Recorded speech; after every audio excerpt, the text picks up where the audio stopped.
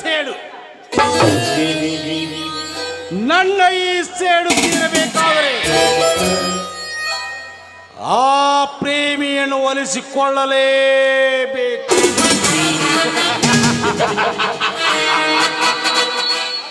ಎಂದು ಆ ಪ್ರೇಮಿಯನ್ನು ಒಲಿಸಿಕೊಂಡು ನನ್ನ ಕೈಯಿಂದ ನಿನ್ನ ಕೈಗೆ ತೆಗೆದುಕೊಂಡಿಯೋ ಅಲ್ಲೇ ಹೊಚ್ಚುರಿಯ ಕತ್ತೈತಿ ಸೇಡು.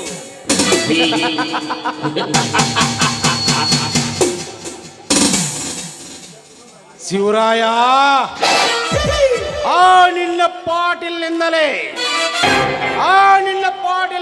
ನಿನ್ನ ಸುಳ್ಳು ಹೆಸರಿಗೆ ವಿಷ ಬೀಜ ಬಿತ್ತಿ ಆ ನಿನ್ನ ಪಾಟೀಲ್ನ ಹೆಂಡತಿ ಗೌರಿ ಕೈಯಿಂದಲೇ ನಿನಗೆ ವಿಷಪಾನ ಮಾಡಿಸಿ ಕೊಲ್ಲಿಸಬೇಕು ಆ ಶಿವರಾಯನನ್ನು. ನಾನೇ ಹುಲಿರಾಯ ಎಂದು ನನ್ನ ಮುಂದೆ ಮೆರೆದು ಎಂದು ಆ ಪ್ರೇಮಿಯನ್ನು ಒಲಿಸಿಕೊಂಡೆವು ಅಲ್ಲಿಂದ ಹೊಚ್ಚುರಿಯ ಕತ್ತೈತಿ ಈ ನನ್ನ ಕ್ರೋಧಾಗ್ನಿ. ಶಿವರಾಯ, ಆ ಸೇಡಿಗಾಗಿ ನಿನ್ನನ್ನು ಸುಟ್ಟು ಭಸ್ಮ ಮಾಡದಿದ್ದರೆ ನನ್ನ ಹೆಸರು ಶಶಿಧರನೇ ಅಲ್ಲ.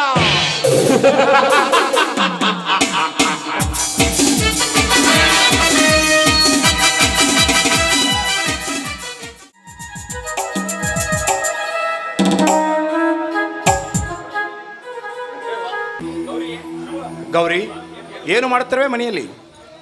ನೋಡಿ, ತಾವು ಪಟ್ಟಣದ ಅಧ್ಯಕ್ಷರಾಗಿ ಬರುತ್ತಿರುವಿರಲ್ಲ, ಅದಕ್ಕೆ ಎಲ್ಲ ಆಸನಗಳನ್ನು ಸಿದ್ಧಪಡಿಸಲಿಕ್ಕೆ ಹತ್ತಿರುವೆ. ಓಹೋ, ಅನೇಕ ಆಳುಗಳು ನಿನ್ನ ಕೈ ತೆಳಿರುವಾಗ ನೀನೇಕೆ ಕೆಲಸ ಮಾಡುತ್ತಿರುವೆ? ನೋಡಿ, ಪತಿಯ ಸೇವೆಯನ್ನು ಮಾಡುವುದು ಸತಿಯ ಧರ್ಮ ಅಲ್ಲವೇ? ಪತಿಯ ಸೇವೆಯನ್ನು ಮಾಡದೆ 108 ವ್ರತವನ್ನು ಮಾಡಿದರೆ ಏನು ಫಲವೇ ಎಂದು ಪುರಾಣ ಶಾಸ್ತ್ರಗಳು ನೀವು ಕೇಳಿಲ್ಲವೇ? ನಿನ್ನಂಥ ಸತ್ಯವನ್ನು ಪಡೆದು ನಾನೇ ಧನ್ಯ. ಬಾ ಗೌರಿ, ಬಾ, ಈ ಗೌಡನ ಮನೆ ತುಣಿವಂತೆ ಹಾಡುವ ಒಂದು ಸುಮಧುರ ಗೀತೆಯನ್ನು. ಆಹಾ, ದೊರೆಗಳ ಮಾತು ಎಂದಾದರೂ ಮೀರುವುದುಂಟೆ?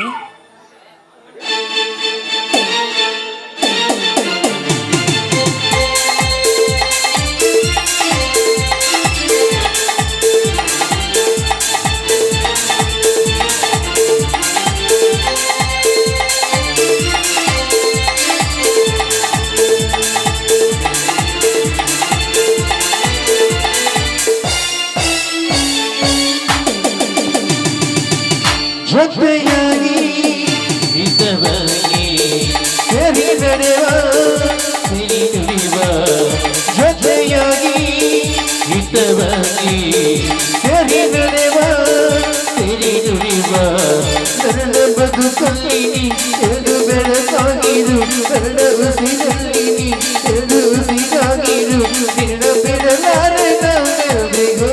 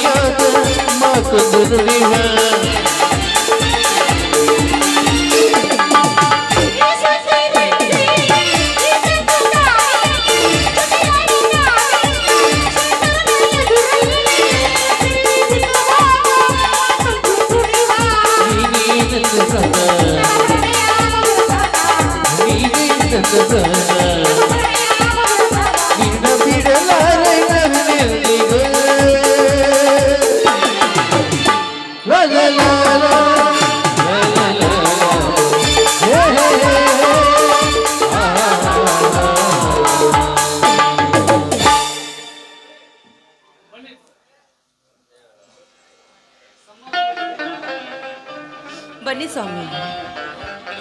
ಸಂಭ್ರಮದಲ್ಲಿ ಹೂವಿನ ಹಾರ ಹಾಕಿಸಿಕೊಂಡು ದಣಿವಾಗಿರಬೇಕು.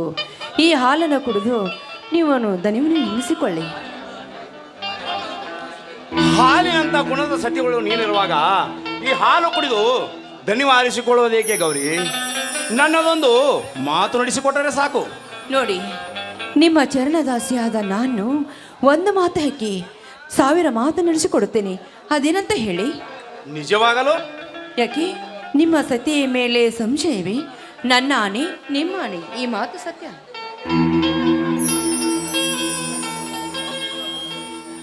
ಹಾಗಾದರೆ ಈಗಲೇ ಆ ಪ್ರೇಮಾಳ ಕೈ ಹಿಡಿದು ನಿನ್ನ ಮಗ ಮನೆಗೆ ಬರುತ್ತಿರುವಾಗ ಆ ಶಿವರಾಯನಿಗೆ ಹಾಲಿನಲ್ಲಿ ವಿಷ ಹಾಕಿ ಕುಡಿಸಬೇಕು. ಏನು ಹೇಳ್ತಾ ಇದ್ದೀರಾ ನೀವು? ಹುಲಿ ಅಂತಿರುವ ನನ್ನ ಮಗ ಶಿವರನಿಗೆ ನಾನು ವಿಷ ಕುಡಿಸ್ಬೇಕಾ? ಇಲ್ಲ ಸ್ವಾಮಿ, ಇಲ್ಲ, ಅದೆಂದಿಗೂ ಸಾಧ್ಯವಿಲ್ಲ, ಸಾಧ್ಯವಿಲ್ಲ. ಅಂದರೆ ನೀನು ಪತಿ ಮಾತನ್ನು ಮೀರುವೆಯಾ? ಇಲ್ಲ, ಹೊಟ್ಟೆಯಲ್ಲಿ ಹುಟ್ಟಿದ, ಹೆಚ್ಚಾಗಿ ಪ್ರೀತಿಸಿದ, ಬೆಳೆಸಿದ ಶಿವರನಿಗೆ ನಾನು ವಿಷ ಕುಡಿಸಬೇಕಾ?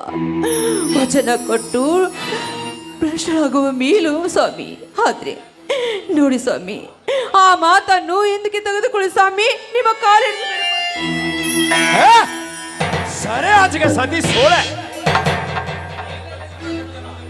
ನಿನ್ನ ಪತಿವ್ರತ ಧರ್ಮ ನಿನ್ನ ಹತ್ರ ಇದ್ದರೆ ನನ್ನ ಮಾತು ಪಾಲಿಸು. ನೀನು ಪತಿಹೀನ ಸತಿ ಆಗುವುದಾದರೆ ನನ್ನ ಮಾತು ಬಿಡು. ನೀನು ಹಾಕುವ ವಿಷಯ ಯಾರಿಗೂ ಗೊತ್ತಾಗಕೂಡದು, ತಿಳಿಯಕೂಡದು.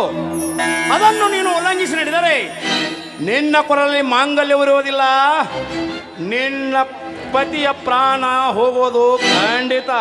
ಬರ್ತೀನಿ.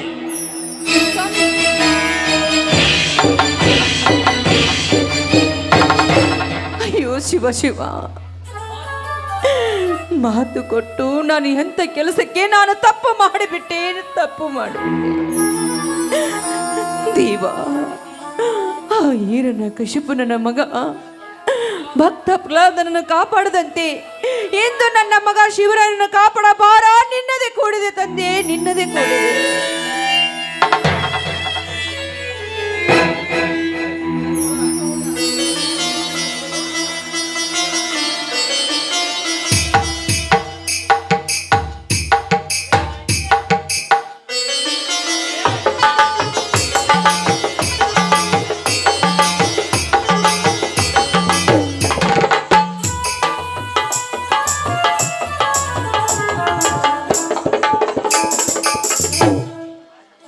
ತಮ್ಮ ಗೌರಮ್ಮ,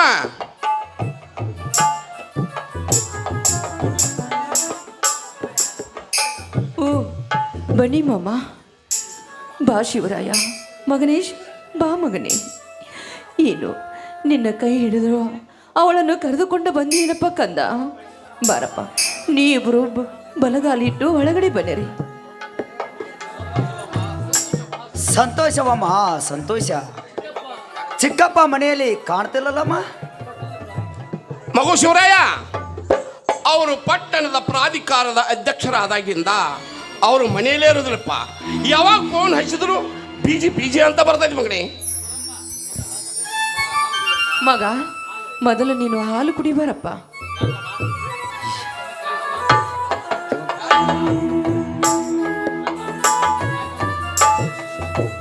ಯಾಕಮ್ಮ? ಮಗ, ಮಗನಿಗೆ ಹಾಲು ಕುಡಿಸುವ ಮೊದಲು ನಿನ್ನ ಕಣ್ಣಲ್ಲಿ ಕಣ್ಣೀರೇಕಮ್ಮ? ಕಣ್ಣೀರೇಕೆ? ಇಲ್ಲಪ್ಪ, ಅದೆಲ್ಲವೂ ಸಂತೋಷದ ಕಣ್ಣೀರು. ಪತಿಯ ಆಜ್ಞೆಗೆ ತಕ್ಕ ನೀನು ದುಃಖಿತಳಾಗಿ ಹಾಲು ಕುಡಿಸ್ತೀಯಾ ಅಂತಂದ್ರೆ ನನಗೇಕೋ ಸಂಶಯ ಬರ್ತಾ ಇದೆಯಮ್ಮ, ಸಂಶಯ ಬರ್ತಾ ಇದೆ. ಇಲ್ಲ ಬಾಬ, ಇದೆಲ್ಲ ನಿಮ್ಮ ತಮ್ಮನ ಆಜ್ಞೆ ಆಗಿದೆ.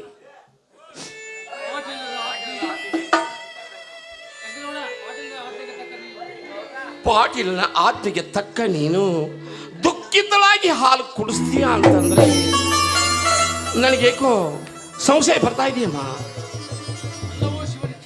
ಎಲ್ಲವೂ ಆ ಶಿವನ ಹೆಚ್ಚೆ ಬಾವ. ಪತಿ ಆಜ್ಞೆಯನ್ನು ಪಾಲಿಸುವುದು ಸತ್ಯಹದವಳು ನನ್ನ ಧರ್ಮ ಅಲ್ಲವೇ? ನಮ್ಮೆಲ್ಲರನ್ನು ರಕ್ಷಿಸುವ ಆ ಶಿವನ ಧರ್ಮ. ಒಟ್ಟಾರೆ ಹೇಳಬೇಕಂದ್ರೆ ನಾವೀಗ ಪರೀಕ್ಷೆಗಾಗಿ ಒಳಗಾಗಿದ್ದೇವೆ. ಅದಕ್ಕಾಗಿ ಈ ಮಗನಿಗೆ ನಾನು ಹಾಲು ಕೊಡಿಸುವೆ. ಯಾಕಮ್ಮ ನೀನೇ ಕೇಳುತ್ತಿರುವಮ್ಮ, ನೀನೇ ಕೇಳುತ್ತಿರುವೆ. ಅಮ್ಮ ಹೊಟ್ಟೆಯ ಮಗನಂತೆ ಹಾಲು ಕುಡಿಸಿ ಉಣ್ಣಿಸಿ ತಿನ್ನಿಸಿ ನನ್ನನ್ನು ಜೋಗಳ ಹಾಡಿದ ತಾಯಿ ನೀನು. ನನ್ನ ತಾಯಿ ತನ್ನ ಮಗನಿಗೆ ಎಂದಾದರೆ ಇಸಾ ಕುಡಿಸುವಳೆ. ಕೊಡಮ್ಮ ಕೊಡು, ಧಾರಾಳವಾಗಿ ಕುಡಿತಾ ಇದ್ದೇನೆ.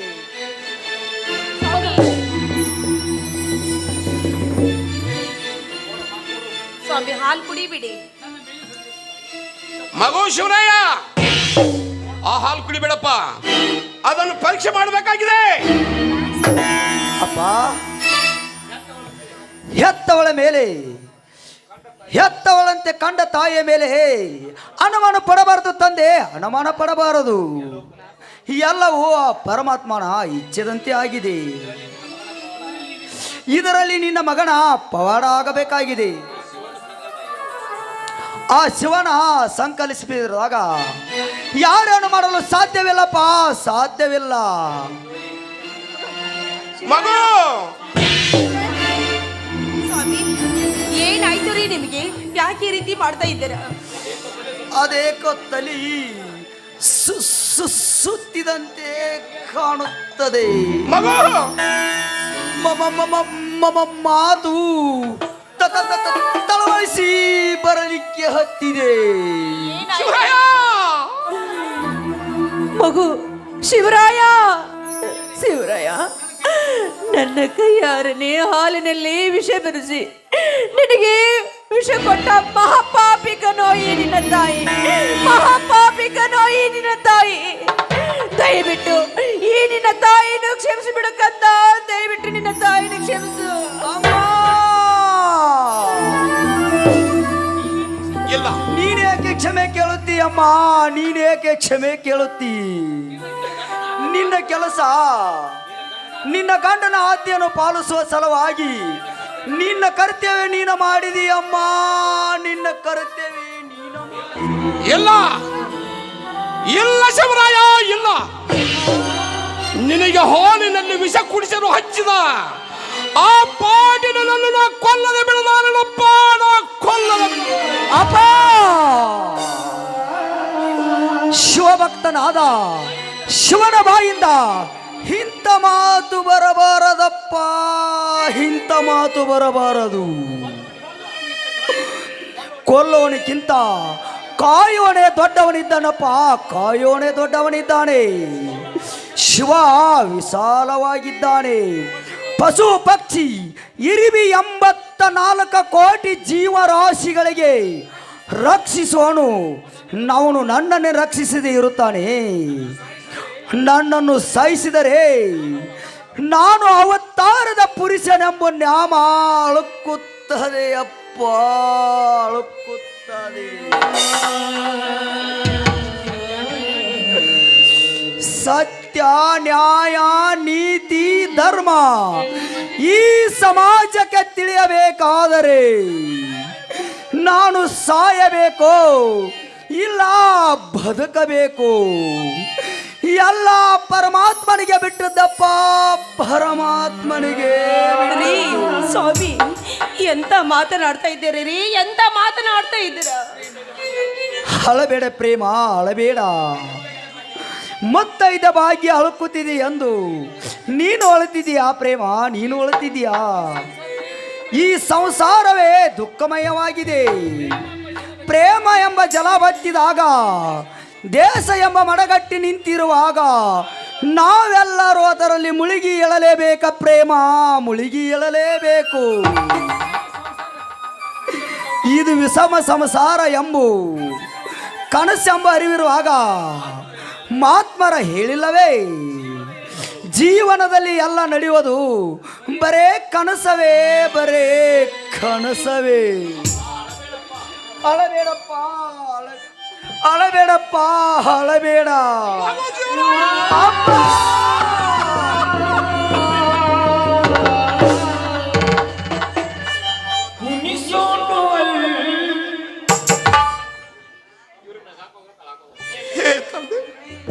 ಶಿವ ಶಿವ ಶಂಕರ ನಿನ್ನ ಅನುಕರಣೆಯಂತೆ ನಿನ್ನ ಮಗ ಶಿವರಾಯನೆಂದಲೇ ನಿನ್ನ ವಂಶದ ಕೀರ್ತಿ ಹೇಳಿದ ನಿನ್ನ ವಾಣಿ ಸುಳ್ಳಾಗುವುದೇ ತಂದೆ, ಸುಳ್ಳಾಗುವುದು. ಆ ಪಾಟೀಲಿನ ಕುಟಿಲ ಕಾರಸ್ಥಾನದಲ್ಲಿ ವಿಷ ಹಾಕಲು ಹಚ್ಚಿದವನು ನೀನೇ. ಈ ನನ್ನ ಮಗ ಶಿವರಾಯನಿಗೆ ಕುಡಿಯಲು ಹಚ್ಚಿದವನು ನೀನೇ. ಈ ಎಲ್ಲದಕ್ಕೂ ಕಾರಣಕರ್ತನಾದ ನೀನು, ಈ ಎಲ್ಲದಕ್ಕೂ ಕಾರಣಕರ್ತನಾದ ನೀನು ನನ್ನ ಮಗನಾಯ ಶಿವರಾಯನನ್ನು ಉಳಿಸು ತಂದೆ ಭಗವಂತ, ಉಳಿಸು.